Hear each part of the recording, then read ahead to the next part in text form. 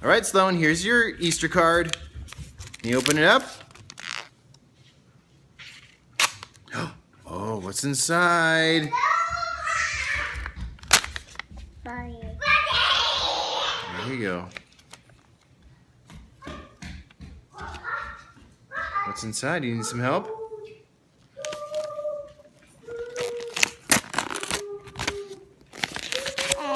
Here we go.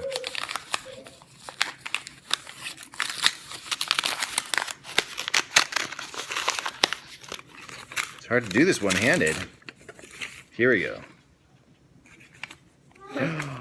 Oh, what's that? I don't. What is that? $10. Can you say thank you? Thank you, Grandpa and Grandma. Let's read the card. It says, Sloan, happy Easter. Did you have fun finding all those eggs? Yeah. Love, Grandpa and Grandma. You say happy Easter. I love you. Decided to spend that money, aren't you? Thank you, Mom and Dad. We love you. Hope that you had a great Easter. Bye-bye.